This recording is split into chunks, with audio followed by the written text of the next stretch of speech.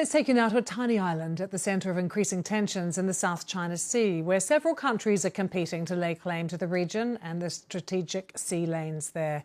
Let's show you a map of what is the exclusive economic zones of each country, as defined by the United Nations.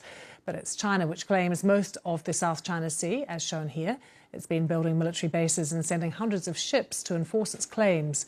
Few countries have challenged it, but the Philippines has, and reinforcing the few reefs and islands it holds. The most important of these is the tiny island of Pagasa, halfway between the Philippines and Vietnam. Our Southeast Asia correspondent Jonathan Head was allowed a rare visit to the island. We've been flying for an hour over an empty sea. Now we saw coral reefs and began looking for the speck of an island the Philippines calls Pagasa, or Hope. A flotilla of Chinese ships told us we were close. They're a permanent, intimidating presence. Less than a kilometre wide, Pagasa has barely enough runway for our plane to land. But the Philippines is now building it up with troops and new infrastructure. A small bastion of defiance against China. So here we are on Pagasa, and as you can see, there really isn't very much to it. In fact, I think you could probably walk all the way around the island in about 30 minutes. But it is solid land, a proper island, unlike the submerged reefs characteristic of this area, and it does have a civilian population, all helping to reinforce the claims of the Philippines against those of its giant neighbour.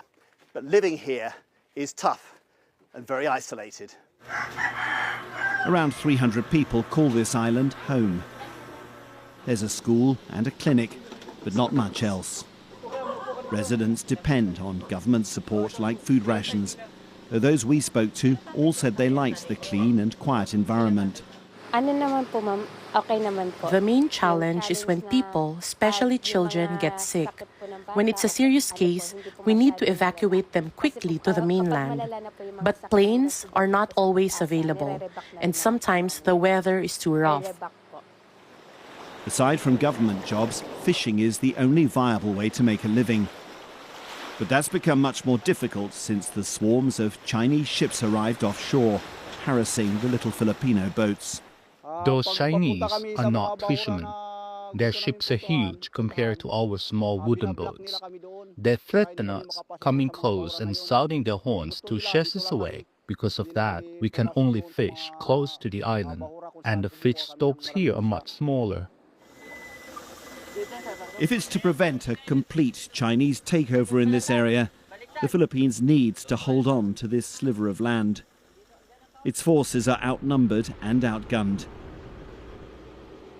But after years of watching China expand its presence in these seas, there is a renewed determination in the Philippines not to retreat any further.